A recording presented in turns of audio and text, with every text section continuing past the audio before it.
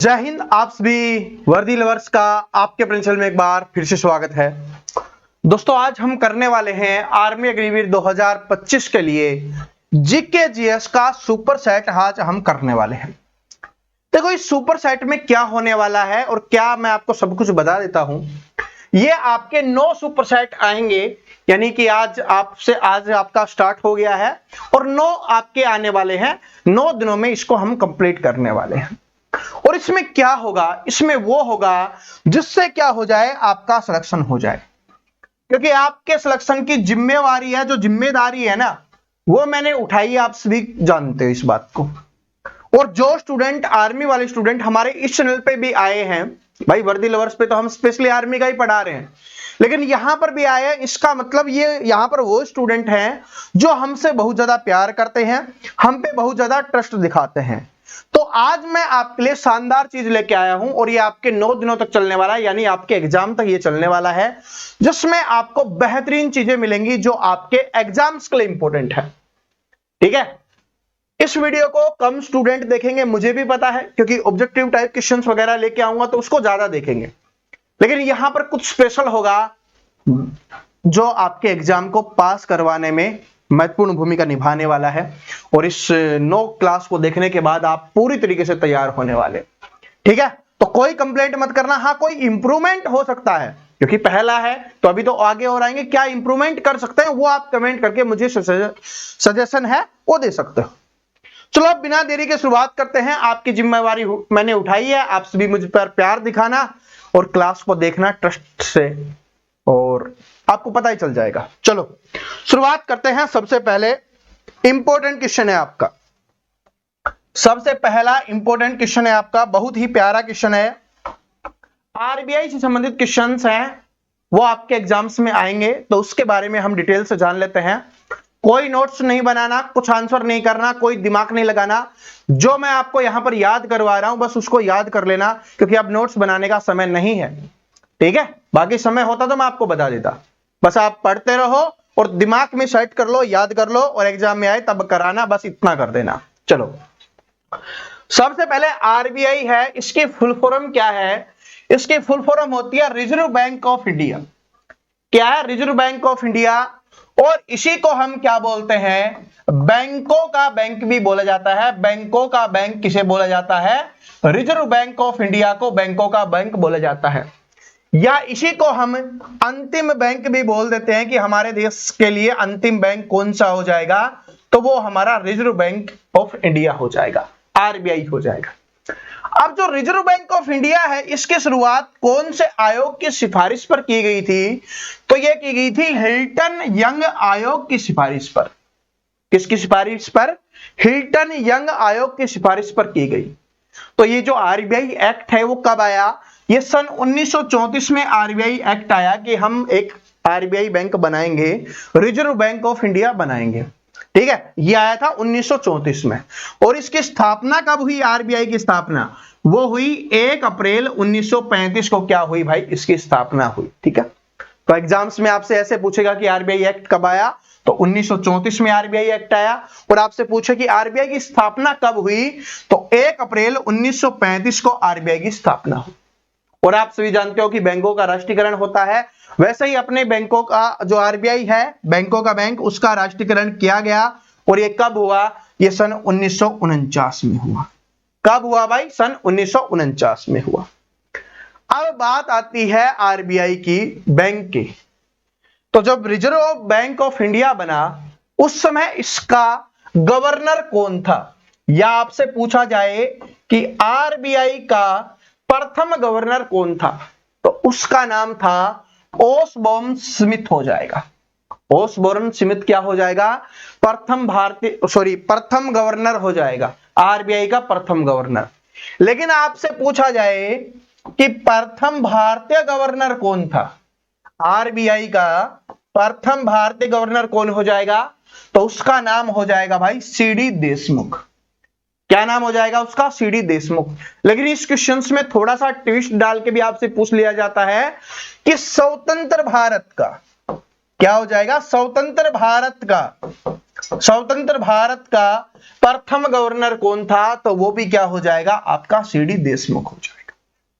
अब आपके एग्जाम्स में एक डायरेक्ट क्वेश्चन आता है जो आपने भी कई बार देखा होगा, और वो क्वेश्चन क्या है कि 1 रुपए के नोट पर किसके साइन होते हैं, या 1 रुपए का नोट है किसके द्वारा जारी किया जाता है। तो बाकी जितने भी अपने बनते हैं ना नोट, वो सारे किसके द्वारा जारी किए जाते हैं? आरबीआई के द्वारा जारी किए जाते हैं, रिजर्व बैंक ऑफ इंडिया के द्वारा जारी किए जाते हैं।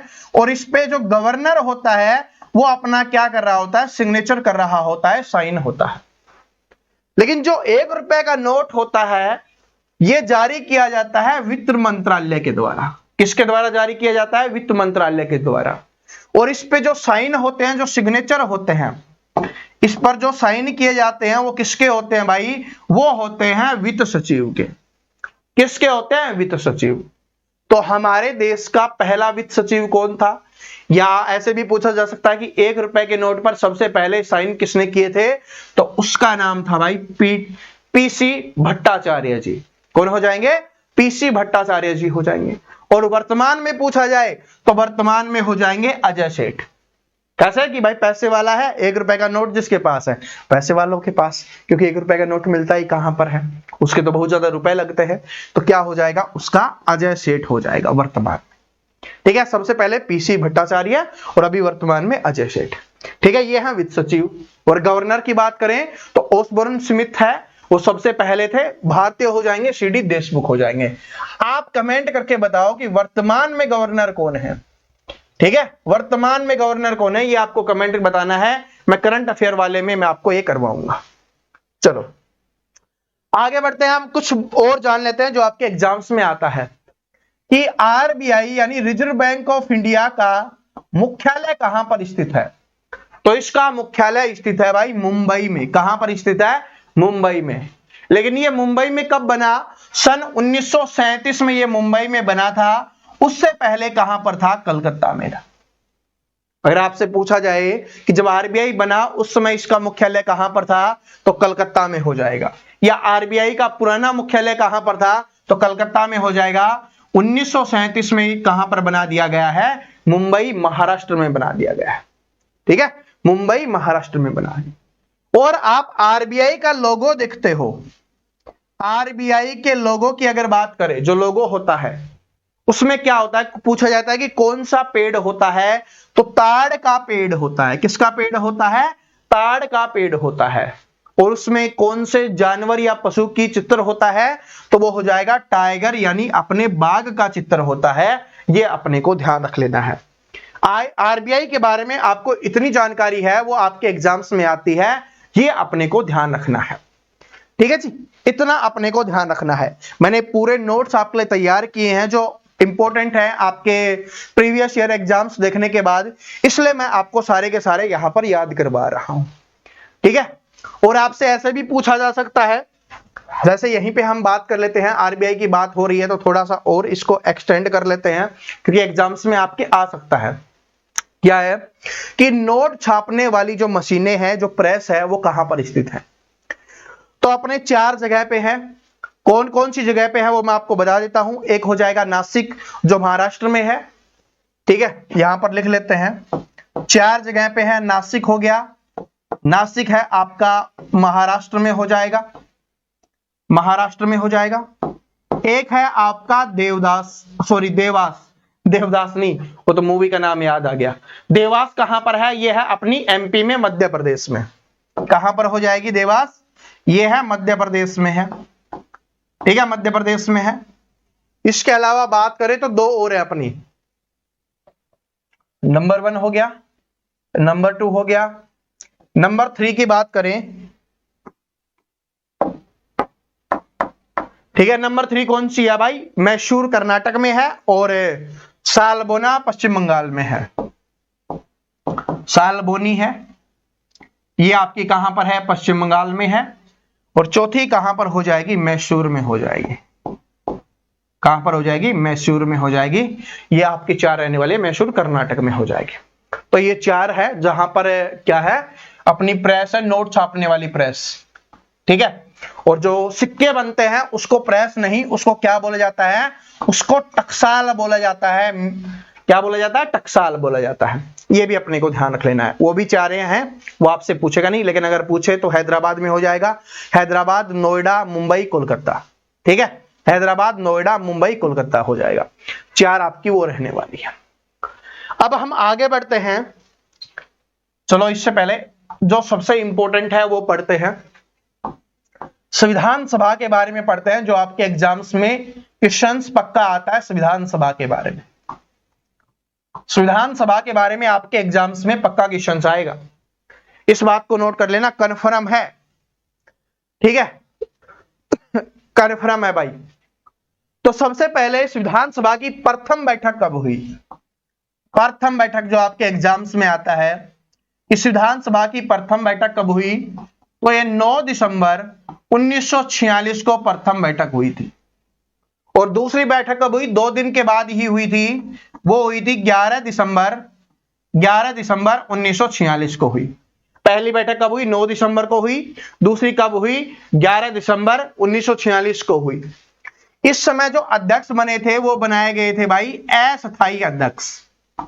अस्थायी अध्यक्ष बनाए गए। उस समय जो सबसे बुजुर्ग थे, सबसे बड़े थे, डॉक्टर सच्चिदानंद सिन्हा जी को, डॉक्टर सच्चिदानंद सिन्हा जी को क्या है, उस समय अस्थायी सदस्य बनाया गया। लेकिन 2 दिन के बाद जब दूसरी बैठक हुई 11 दिसंबर 1946 को, इस समय स्थायी सदस्य बन गए। और वो कौन बने? डॉक्टर राजेंद्र प्रसाद जी बने। कौन बने? डॉक्टर राजेंद्र प्रसाद जी है, वो क्या बने थे भाई? स्थायी सदस्य बने थे, स्थायी अध्यक्ष बने थे, सॉरी सदस्य नहीं, स्थायी अध्यक्ष बने थे। ये अपने को ध्यान रखना है, ये सबसे इंपॉर्टेंट है। आपसे यहीं पे पूछता है कि संविधान सभा की अंतिम बैठक कब हुई? अंतिम बैठक तो वो हुई थी 24 जनवरी 1950 को। 24 जनवरी 1950 को अंतिम बैठक हुई थी। और इसी बैठक में डॉक्टर राजेंद्र प्रसाद जी को हमारे देश का राष्ट्रपति चुना गया था। जो संविधान सभा के अध्यक्ष बने थे ना, पहले स्थायी अध्यक्ष बने थे, उन्हीं को क्या चुन लिया गया था? 24 जनवरी 1950 को राष्ट्रपति चुन लिया गया था। ठीक है, यह अंतिम बैठक हुई थी। अब 24 जनवरी 1950 की बात आई है, तो 26 जनवरी 1950 को क्या हुआ? 26 जनवरी 1950 को हुआ हमारा देश गणतंत्र बना। हमारा देश क्या बना भाई? गणतंत्र देश बना। और इसलिए हम 26 जनवरी को गणतंत्र दिवस के रूप में भी बनाते हैं। इस दिन क्या हुआ? हमारा संविधान लागू हुआ। इस दिन क्या हुआ? हमारा संविधान है वो लागू हुआ था। तो देश का संविधान कब लागू हुआ? एग्जाम्स में आता है, तो 26 जनवरी 1950 को लागू किया। लेकिन अब संविधान के बारे में बात आई है, तो वहां पर चलते हैं और आगे बढ़ते हैं। आपसे पूछेगा कि संविधान बनकर कब तैयार हुआ? संविधान बनकर कब तैयार हुआ? बनकर तैयार हुआ, लागू तो आपको पता चल गया, लेकिन तैयार कब हुआ? तो ये बनकर तैयार हुआ था भाई 26 नवंबर 1949 को। क्या है कि ये बनकर तैयार हुआ था। कब हुआ था? 26 नवंबर 1949 को क्या हुआ था? बनकर तैयार हुआ था। इसको बनने में कितना समय लगा था, यह भी पूछा जाता है। तो 2 वर्ष 11 महीने 18 दिन का समय लगा था। 2 वर्ष 11 महीने 18 दिन का समय लगा था इसको बनकर तैयार होने में। तो ये अपने को ध्यान रखना है। अब कुछ क्वेश्चंस हैं, उनको डायरेक्ट मैं आपको बता रहा हूं, याद कर लेना। ठीक है, याद कर लेना। एक तो आप ये याद कर लो, संविधान सभा के सलाहकार, जो हमारी संविधान सभा थी, संविधान सभा, इसके सलाहकार कौन है? सलाहकार एग्जाम्स में आता है, सलाहकार कौन है? तो क्या हो जाएगा? BN राव। याद कर लो, BN राव है, वो संविधान सभा के क्या है? सलाहकार है। एक तो एग्जाम्स में ये आता है। इसके अलावा आपके एग्जाम्स में क्वेश्चन आता है, ध्यान से सुनना, कि संविधान सभा की प्रांतीय समिति और सलाहकार समिति के अध्यक्ष, सलाहकार तो ये हो गए BN राव, लेकिन विधानसभा की प्रांतीय जो प्रांतों की समिति थी उसके अध्यक्ष और इसके अलावा सलाहकार समिति के अध्यक्ष कौन थे, तो ये हमसे पूछा जाता है, तो वो हो जाएंगे सरदार पटेल जी। ठीक है, सरदार वल्लभ भाई पटेल जी हो जाएंगे। याद कर लो, विधानसभा की प्रांतीय समिति जो सबसे ज्यादा इंपॉर्टेंट है, प्रांतीय समिति के अध्यक्ष, प्रांतीय समिति के अध्यक्ष कौन हो जाएंगे, सरदार वल्लभ भाई पटेल जी, जिनको हम क्या नाम से जानते हैं, लौह पुरुष के नाम से भी जिनको जाना जाता है, लौह पुरुष के नाम से भी जिनको जाना जाता है। इनको सरदार की उपाधि का कौन किसने दी, तो जो बारदोली की महिलाएं थी, बारदोली की महिलाओं के द्वारा है, बारदोली की महिलाओं के द्वारा है इनको सरदार की उपाधि दी गई। और उसके बाद है महात्मा गांधी जी है, वो भी क्या इनको सरदार वल्लभ भाई पटेल जी बोलने लग गए थे। तो अगर ऑप्शंस में बारदोली की महिलाओं ना हो तो क्या हो जाएगा, महात्मा गांधी जी हो जाएगा। ठीक है, इसके अलावा आपसे पूछा जाता है कि मूल अधिकार उपसमिति के अध्यक्ष कौन है, मूल अधिकार उपसमिति के, तो कौन हो जाएंगे, जे.बी. कृपलानी। क्या हो जाएगा, जे.बी. कृपलानी, जे.बी. कृपलानी जी हो जाएंगे। ठीक है, मूल अधिकार की अगर बात हो तो जे.बी. कृपलानी हो जाएगा। अल्पसंख्यक जो बहुत बार पूछा जाता है, माइनॉरिटी की अगर बात करें तो उसका हो जाएगा एच.सी. मुखर्जी। माइनॉरिटी, अल्पसंख्यक, अल्पसंख्यक समिति के अध्यक्ष कौन थे, तो ये आपसे पूछा जाए तो कौन हो जाएंगे, मुखर्जी जी हो जाएंगे। ठीक है, तो ये हो जाएंगे मुखर्जी जी हो जाएंगे, एच.सी. मुखर्जी हो जाएंगे। इसके अलावा संचालन समिति या नियम समिति, तो चीजें है ना नियम और संचालन से चलती हैं। संचालन का मतलब क्या होता है, चलना। तो नियम से कब चलेंगी, तो जब राष्ट्रपति अच्छा होगा तो क्या होगा, डॉक्टर राजेंद्र प्रसाद, याद कर लेना। ठीक है, नियम और संचालन समिति के। संघ समिति और संघ संविधान के अध्यक्ष कौन थे, नेहरू जी हो जाएंगे, जवाहरलाल नेहरू। ठीक है, और इसके अलावा तदर्थ झंडा समिति के अध्यक्ष कौन है, वो भी डॉक्टर राजेंद्र प्रसाद जी हो जाएंगे। एक और पूछा जाता है कि संविधान सभा में, ये इंपॉर्टेंट क्वेश्चन है, संविधान सभा में गैर कांग्रेसी कौन थे, गैर कांग्रेसी कौन थे, ये आपके एग्जाम्स में आता है, तो उसका हो जाएगा भीमराव अंबेडकर जी, भीमराव अंबेडकर। ठीक है, भीमराव अंबेडकर जी हो जाएंगे जो गैर कांग्रेसी थे, जिनको हम संविधान के पिता के नाम से भी जाना जाता है, संविधान का पिता भी माना जाता है। तो इतना अपने को ध्यान रख लेना है। ठीक है, और जो संविधान सभा बनी थी, जो समिति बनी थी, उसमें कितनी महिलाएं थी, तो महिलाओं की संख्या पूछी जाए तो 15 महिलाएं थी। और जब हमारा देश आजाद हो गया तो 12 महिलाएं भारत वाले में रह गई और 3 महिलाएं हैं पाकिस्तान वाले में चली गई। तो ये अपने को ध्यान रख लेना है इतना। ठीक है, और कुल सदस्य कितने थे, 389, 389। एग्जाम्स में आया हुआ क्वेश्चन है। ठीक है, आपके एग्जाम्स में जो आए हुए क्वेश्चन है ना, सारे मैंने यहाँ पर नोट किए हुए हैं, तो सारे के सारे मैं आपको यहाँ पर याद करवा रहा हूं। ठीक है जी, तो सभी को समझ में आ गया। तो इतना अपने को ध्यान रखना है, यहां से आपके एग्जाम्स में क्वेश्चन आएगा। एक बात और बता देता हूं, जो स्टूडेंट यहाँ पर अभी क्लास देख रहे हैं, पढ़ रहे हैं, मजा आ रहा होगा, बहुत सारे क्वेश्चन आप सीख रहे होगे, याद कर रहे होगे, वो तो मुझे पता है। लेकिन इतना 100% मैं आपको बता रहा हूं कि अगर आप ये 9 दिन अपनी क्लास लेते हो तो आपका जीके है, आपका साइंस है, ये सब कुछ बहुत अच्छे से तैयार हो जाएगा। जीके साइंस है वो बहुत अच्छे से आपका तैयार होने वाला है, जीके जीएस है वो पूरी तरीके से आपका तैयार होने वाला है, उसमें आपको कोई भी प्रॉब्लम है वो नहीं होने वाली है। ठीक है, तो कोई टेंशन लेने की आवश्यकता नहीं है। जो मैं आपको पढ़ा रहा हूं इस पे आपको फोकस करना है। और आपकी 3 मैराथन क्लास और आने वाली है साइंस की, जिसमें मैक्सिमम क्वेश्चंस होंगे, तो साइंस आपका वहां से भी कवर हो रहा होगा। ठीक है, अब हम आगे बढ़ते हैं और कुछ क्वेश्चंस और देख लेते हैं। जैसे बैंक वाला क्वेश्चन आया था ना, अच्छा ये वाला क्वेश्चन है, तो इससे पहले थोड़े से बैंक वाले क्वेश्चंस और देख लेते हैं जो आपके एग्जाम्स में आ सकते हैं। इसको बाद में करेंगे, थोड़ा सा और देखते हैं। देखो क्या है, आपसे एसबीआई के बारे में पूछा जाता है कि भारत का सबसे बड़ा वाणिज्यिक बैंक कौन सा है, तो क्या हो जाएगा, एसबीआई है वो वर्तमान में भारत का सबसे बड़ा वाणिज्यिक बैंक हो जाएगा। एसबीआई की फुल फॉर्म क्या है, स्टेट बैंक ऑफ इंडिया। क्या हो जाएगा, स्टेट बैंक ऑफ इंडिया। ये क्या है, वर्तमान में वाणिज्य में सबसे बड़ा बैंक है SBI, state Bank of India है। ये तीन बैंकों को मिलाकर बना था बंगाल। कौन कौन सा बैंक था? स्टेट बैंक ऑफ बंगाल हो गया, स्टेट बैंक ऑफ बंगाल हो गया, स्टेट बैंक ऑफ मुंबई हो गया, ठीक है, स्टेट बैंक ऑफ मुंबई हो गया, या उस समय उसका नाम क्या था, स्टेट बैंक ऑफ बॉम्बे था। मुंबई नहीं, मुंबई से पहले बॉम्बे था ना, तो क्या हो जाएगा, अरे चल जा भाई,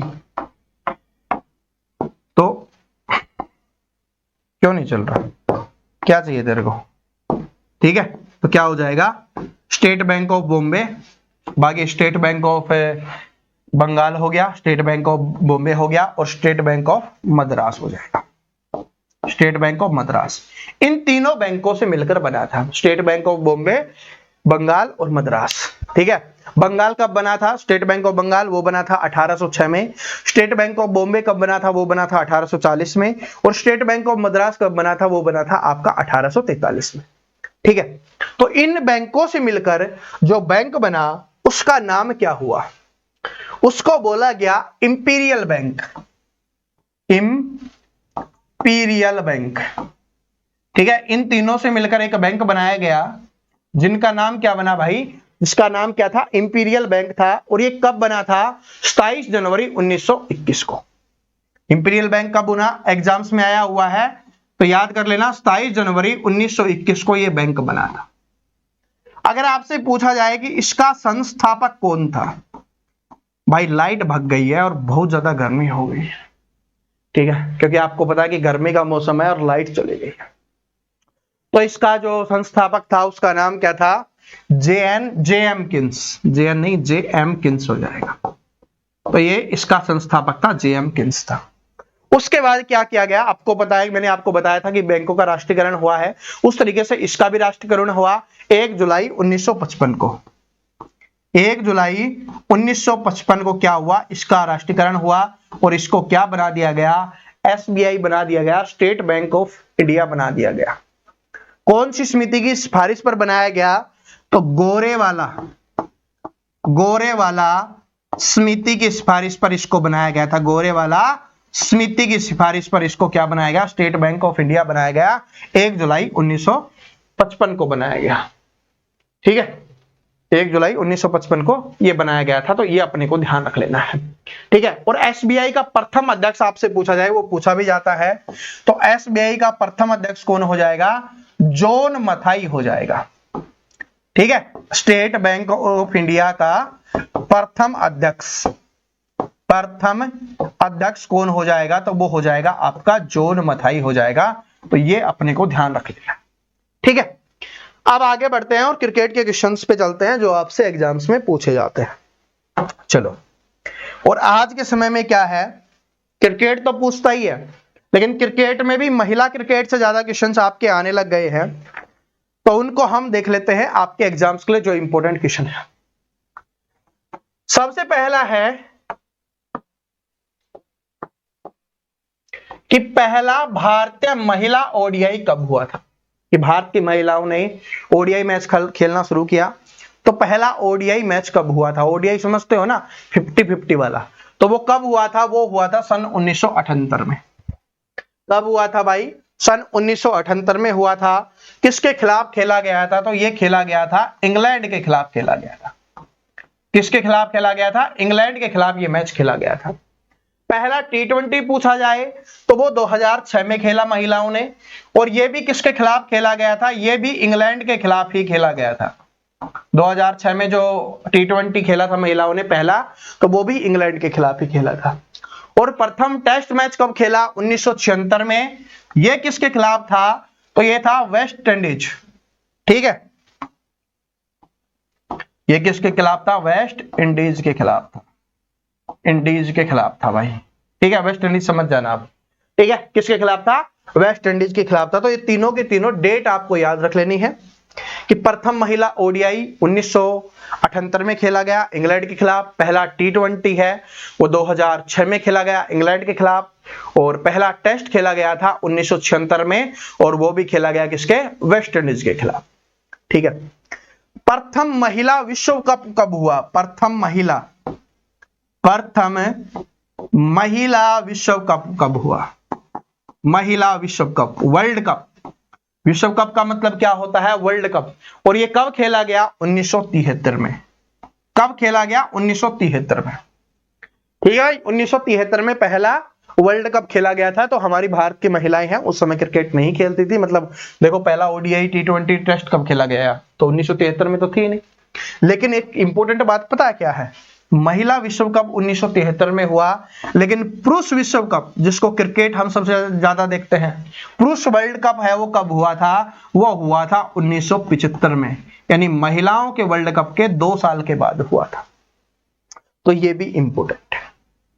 संविधान सभा में 2 दिन का अंतर था। 9 दिसंबर को अस्थायी अध्यक्ष बना था पहली बैठक, ठीक है, और 11 दिसंबर को 2 दिन। और यहां पर देखो 2 साल का, ठीक है, 2-2 वाला सिस्टम है, वो चलता हुआ आ रहा है।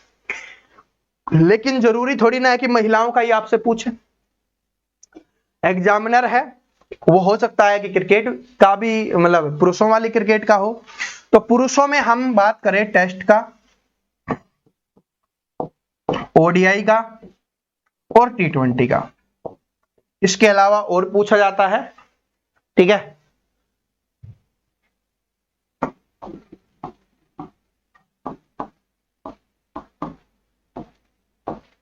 एक सेकंड, सही है ना? हाँ, 2006। तो T20 वर्ल्ड कप है, महिलाओं ने और पुरुषों ने दोनों ने साथ ही खेला था। 2006 में ही खेला था, तो ये अपने को याद रख लेना। तो पहला पुरुष टेस्ट मैच कब खेला? सन 1932 में पुरुषों ने। ओडीआई कब खेला? 1974 में, ठीक है, 1974 में। देखो वर्ल्ड कप, महिला वर्ल्ड कप है ना, 1973 में हो चुका था। उसके बाद हमारे भारत वालों ने ओडीआई खेलना शुरू किया था 1974 में, ठीक है, और 1975 में पुरुषों का वर्ल्ड कप हुआ था। और T20 कब खेला? 2006 में। अब पहला जो ये टेस्ट है वो किसके साथ खेला था? तो ये खेला था भाई, वर्सेज क्या हो जाएगा? ये भी इंग्लैंड हो जाएगा, ठीक है, इंग्लैंड के खिलाफ ही इन्होंने खेला था, ठीक है, इंग्लैंड के खिलाफ ही खेला था। ओडीआई भी इंग्लैंड के खिलाफ ही खेला था, लेकिन T20 है वो किसके खिलाफ खेला था? South Africa. वर्सेज क्या हो जाएगा? साउथ अफ्रीका, ठीक है, साउथ अफ्रीका के खिलाफ। तो ये अपने को ध्यान रख लेना है। 2006 में पहला T20 मैच खेला गया, 2006 में साउथ अफ्रीका के खिलाफ, और ये क्या है? इंग्लैंड, ठीक है। ऊपर वाले में भी, महिलाओं वाले में भी दोनों इंग्लैंड ही है। T20 वाला अलग है, ठीक है, सॉरी टेस्ट, उसमें टेस्ट वाला अलग है, इसमें T20 वाला अलग है। तो ये अपने को ध्यान रख लेना है, ठीक है। तो ये आपके लिए इंपॉर्टेंट है। इसके अलावा कुछ बातें और कर लेते हैं जो आपसे एग्जाम्स में पूछी जाती है। Master blaster, master blaster, master blaster के नाम से किसे जाना जाता है?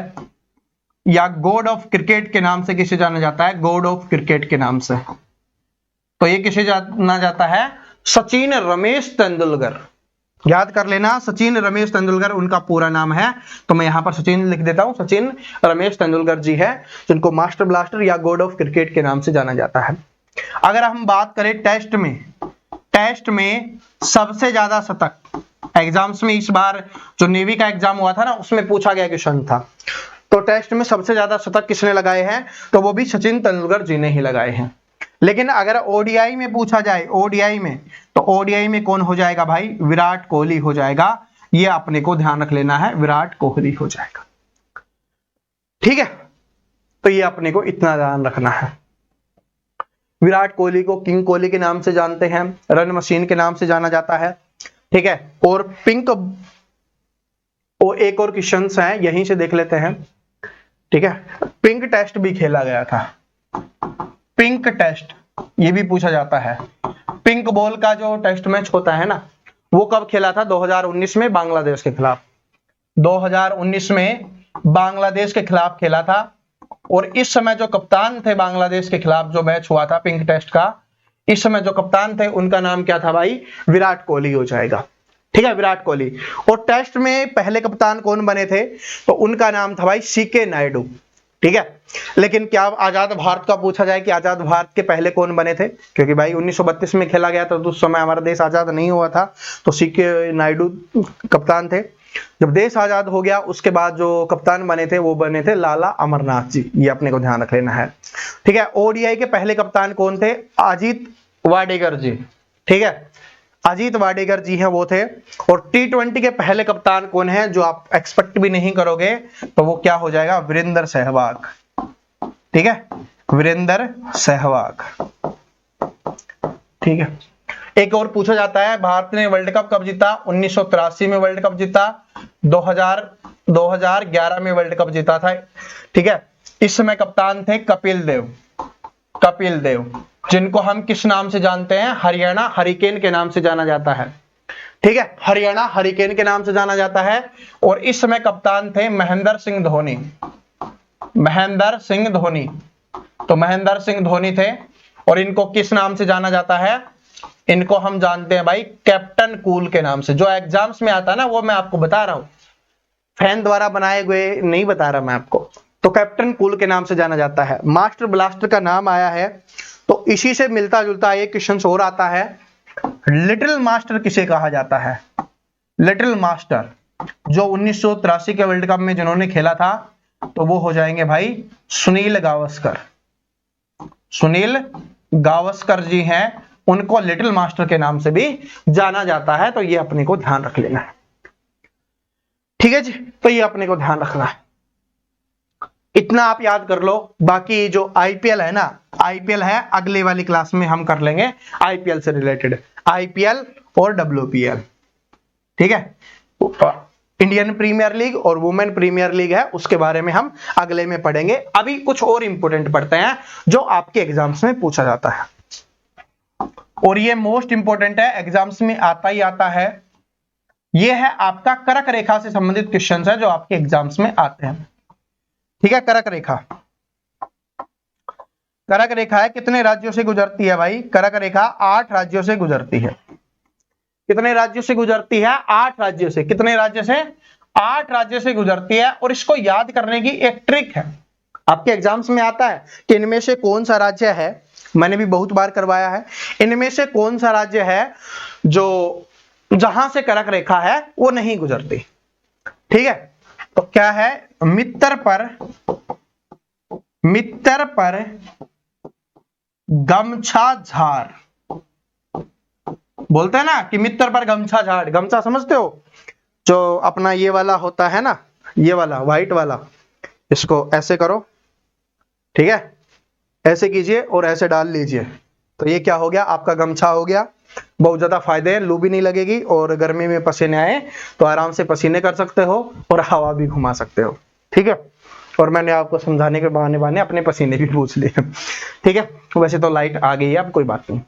अब देखो यहां से मित्र पर गमछा झार, इसका कैसे करो? मित्र पर गमछा झार, मैं का क्या हो जाएगा? यहां पर मैं का हो जाएगा आपका मिजोरम। मैं का हो जाएगा मिजोरम। तो पहला राज्य कौन सा होगा? मिजोरम। त्रय से कौन सा आता है आपका? त्रय से होता है आपका त्रिपुरा, तो कौन सा हो जाएगा? आपका त्रिपुरा हो जाएगा। इसके अलावा पैसे कौन सा आता है? पैसे है हमारा पश्चिम बंगाल, और कोई तो नहीं है ना। पैसे क्या है? पश्चिम बंगाल है, तो आपका पश्चिम बंगाल हो जाएगा। इसके अलावा र से क्या आता है? र से आता है भाई अपना राजस्थान, तो कौन सा हो जाएगा? राजस्थान हो जाएगा। कितने हो गए? 1 2 3 4 हो गए। ठीक है, 4 हो गए। इसके अलावा गैस से क्या आएगा? तो गैस से हो जाएगा अपना गुजरात। गैस से क्या हो जाएगा? गुजरात हो गया। 5 हो गया। इसके अलावा और कौन सा है भाई? आपका गुजरात के बाद है आपका 6 से छत्तीसगढ़।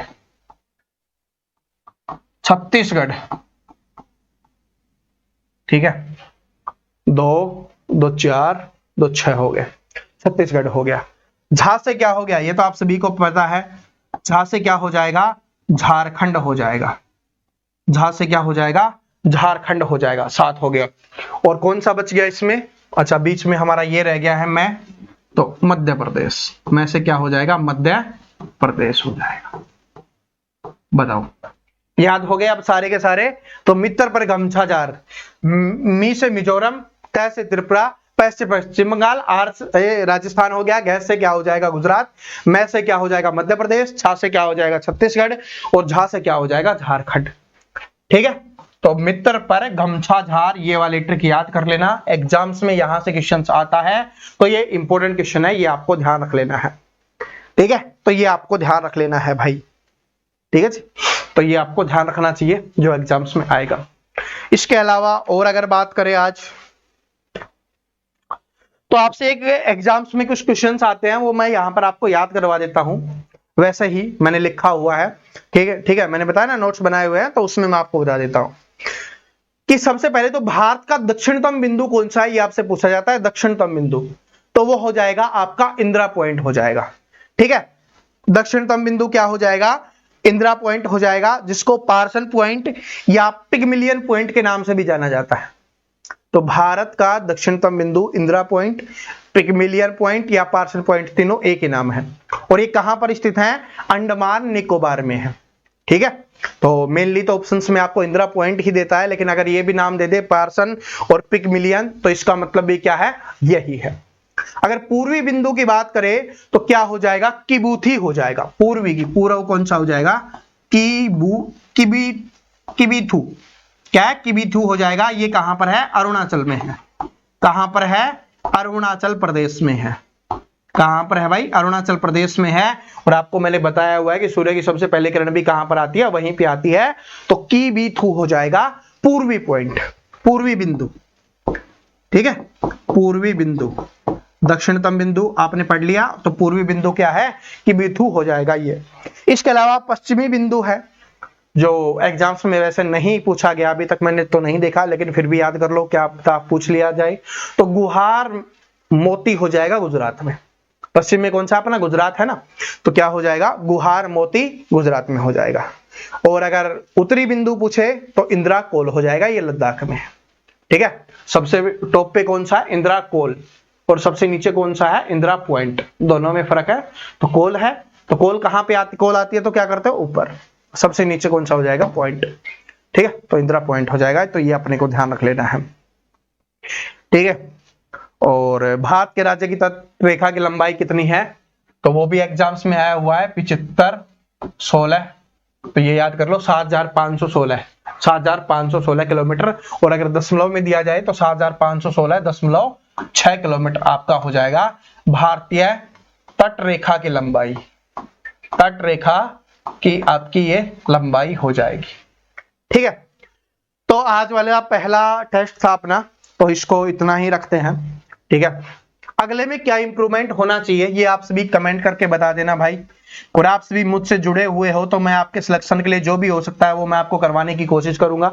मैथ भी मैं आपको करवा रहा हूँ, रीजनिंग भी आपको करवा रहा हूँ, जीके भी आपको करवा रहा हूँ, साइंस भी आपको करवा रहा हूँ, मैं पूरी मेहनत कर रहा हूँ। और जो नोट्स आपको मैं इंस्टाग्राम, टेलीग्राम वगैरह पे दे रहा हूँ, उन सभी को भी आप याद करते हुए चलना। अब जो बचे हुए 9-10 दिन का समय है ना, इसमें जी जान लगा दो, जितनी मेहनत कर सकते हो कर दो, पसीने बहा सकते हो तो बहा दो। ठीक है, क्योंकि ये 10 दिन आपके जीवन को बदल देंगे, वरना फिर पछताते रहना, अगली बार का दोबारा इंतजार करना, और 1 साल बाद दोबारा पेपर होगा, उस समय पता नहीं क्या कंडीशन हो, कैसा क्या रहे। ठीक है, और अपने डॉक्यूमेंट्स वगैरह हैं वो तैयार करवा के रख लेना, और इंस्टाग्राम पर जरूर जुड़ जाना, वहां पर बहुत सारी इंपॉर्टेंट बातें मैं आपको बताता रहता हूं, तो इंस्टाग्राम का लिंक डिस्क्रिप्शन में दिया हुआ है। और नए आए हो तो इस चैनल को सब्सक्राइब करके बेल आइकन को जरूर प्रेस कर लेना, अगर क्लास अच्छी लगी है, क्वेश्चंस अच्छे लगे हैं तो। मिलते हैं नेक्स्ट वीडियो में, हंसते रहो, मुस्कुराते रहो, पढ़ते रहो, और जितनी मेहनत कर सकते हो करते रहो। जय हिंद, वंदे मातरम।